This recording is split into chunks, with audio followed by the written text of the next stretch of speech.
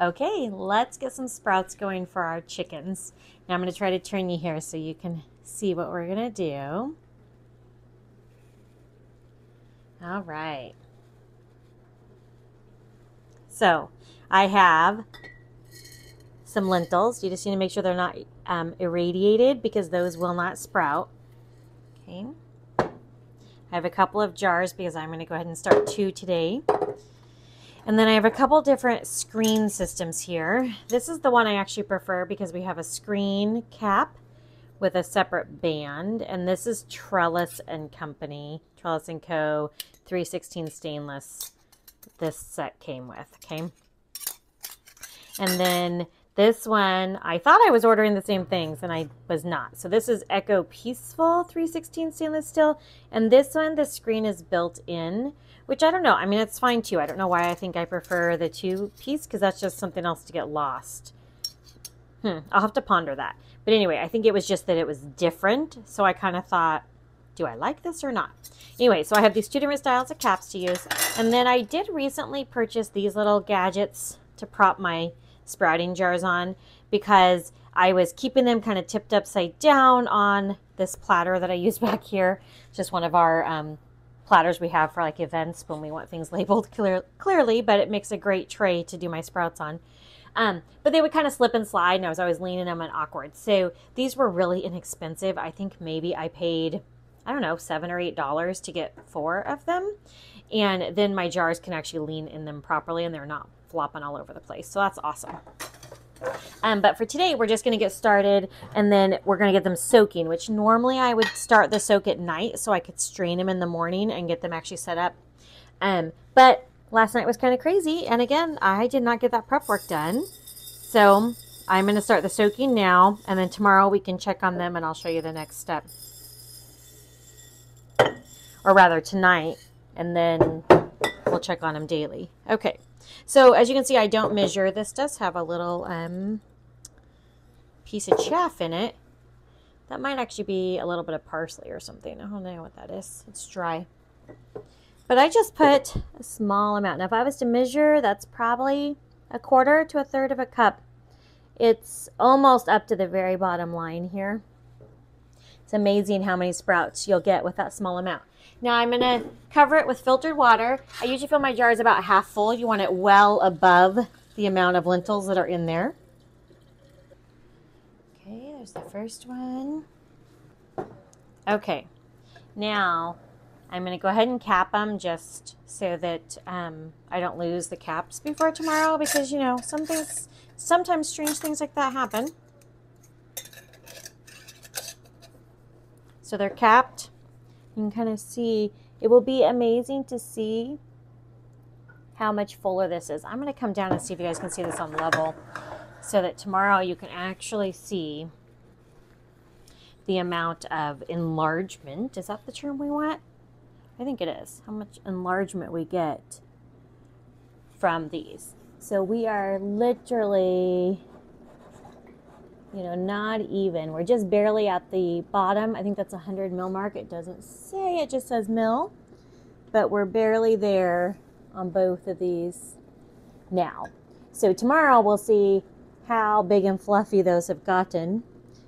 Or rather tonight, 12 hours. Here I am saying as if I had done this last night like I should have. So about 12 hours from now, we'll soak them and then we will strain them and start the next step in the process. Okay, so for now, I'm going to set them right back here on our tray. I'm going to leave a couple of our stands here so they are out and ready. This will help me remember that I need to do the straining later. All right, that was super simple. Okay, now our sprouts have actually been soaking for about 24 hours because I decided not to switch them over last night and just to let them keep going. You see how much the volume has increased in there? It's at least doubled. We're over the 200 mil line and we were down here below the 100 mil line. And I don't know if you can see on there, some of them are starting to split. So now all I have to do is strain this off and give them a rinse. So I'm gonna do that really quick. Okay, strained and ready. Just gonna set them in here. And this evening I will rinse them again And I'll do that twice a day. Rinse morning and night. Just rinse and drain. Easy peasy. And we'll watch as they start turning to sprouts. I typically split them and start feeding them around day 5, but we shall see. Part of it will have to do with how warm it is in the house. And we actually have returned to some more freezing weather overnights recently, so it's a little bit cooler in the house. So we will see what the next few days hold. Okay, they've been rinsed and set back up. I just kind of wiped off a little bit of water that was dripping from yesterday. There's a little new water already from that one coming down. I rinsed it first. See how lovely they look in there. Cute little sprout babies. We've at least tripled our volume so far in size from what the lentil was when we started with the dry lentil to now the second day after one full day of soaking and one full day of straining. Now, if you don't know about sprouts, I'll tell you a little bit about why we do this. So by rinsing them every 12-ish hours and leaving them like this, we are preventing mold growth, which is really important, right? We don't want them just sitting in sopping water and then getting yucks growing on them. It allows them to drain the excess water, but to still stay moist enough for the sprout to happen. And the jar gives it kind of a little micro environment there to trap in the heat and the moisture and to allow those lentils to just bust open like the seed that they are and create a new plant. And as you can see, it's happening really quickly. Okay, friends, we'll check on them again tomorrow. Well, good morning, friends. It is now the 3rd day of our lentil sprouts going. So I soaked them for 24 hours. I drained them the following morning. That was yesterday morning. Rinsed them. And then I rinsed them last night, about 12 hours later. And then now this is the 3rd morning. I'll show you where they're at right now. You can see we have lots of growth and we have our volume. Now our jar is almost half full. We're over the 400 or right about, I guess, the 400 ml line there. If I try to level it in there, we started out just under the 100 ml. So they have tripled in volume. And look at all those sprouts. Here's the other jar. About the same, 400 ml.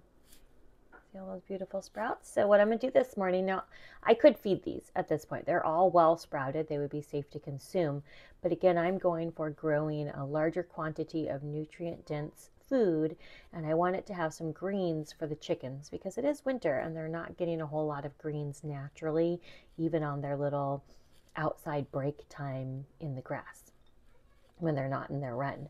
So I'm going to go ahead and rinse these again and let them go. Tonight I'll rinse them again, and then we'll see if we have enough green going tomorrow to start splitting them and feeding. It might take one more day. I think I usually go about 5 days. Okay, I have some drippage in here, but this is actually not really like water wet, so I'm going to go ahead and leave it today. Tomorrow I'll probably have to wipe it up because this feels a little bit like there's more water left in them, so it'll probably have some puddling. Okay. We will check on them tomorrow morning and see where we're at. Okay, let's check on the sprouts this morning. Whoop, it's sticking. We've got some dangling from their screen in there. Look at that, our jar is almost full, guys. We are all the way up, well past the 600 line. Up here to the very top of the jar. How tall and beautiful those are. So what I typically do when they get this full is I will go ahead and split them into 2 jars each. So I'll have 4 jars, although probably 3 because I'll probably go and feed half of them today.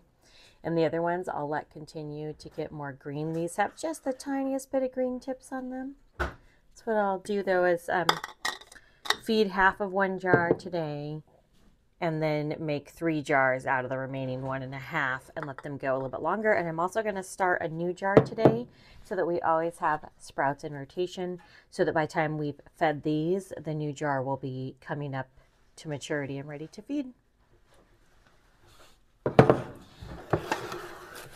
And then let's check our kefir today. You see how bubbly that is? Smells nice and sour. It almost smells yeasty. Think like fresh sourdough starter, just a tiny bit. I'm gonna get something to stir this with. Nobody's yelled at me for using metal yet, but I went ahead and grabbed a silicone spatula this morning. Look at these chunky grains. Wow. Oops. So I think we're gonna still go a little bit longer. Maybe later today I'll check it again and we'll just see. And the beautiful thing is as these grains multiply, when I strain them out, I will have more than I started with. They'll have grown and proliferated some. And within a couple more batches, I'll have enough to split off and share some kefir grains with somebody else. So that's it for today. Too bad there's not smell-o-vision again. Check in with you all tomorrow. Good morning, friends. One last look at how our sprouts are doing. So this is day 5. Yesterday I split them into 4 jars, I guess, and but we fed one of those to our chickens yesterday, leaving 3. And look how much green and lovely they have now. Isn't that fabulous? And then I started another jar. So they're just in their bare beginning sprout phases. So what I will do now is about every 2 to 3 days, I'll start a jar. So today I'll feed one of these. We'll have these 2 left. Tomorrow I'll probably add a 4th jar again in the next stage. When this one fills up, you know, again, where it's almost full, I'll split it into multiple jars and let it keep resprouting. The goal is to have greens every day to feed the girls, the chickens. And we don't do it consistently year-round. Sometimes I'll go really good, strong for a while, and then take a break. Sometimes I do it a couple times a week. Just kind of depends. At maximum, I don't want more than 5 jars going at once on my counter, so I have to kind of plan accordingly just because I'd like to keep it contained in this space. Also, these sprouts are totally edible for human consumption as well. Delicious if you want some fresh greens with lots of nutrient density because they're still in the very young green phase, packed full of nutrients. If you were gonna make sprouted flour, we kind of only go to this phase where they start sprouting, and then we would dry them and then grind them into flour. That would then be a more nutrient dense, easier for your body to digest flour because the plant has already opened up. The phytic acid has been dealt with because it no longer has to protect itself from growing because it's started. That is the perk of sprouting before consuming grains. Okay, well that's it. Have a beautiful day. Blessings upon your day, friends, and stay prepared.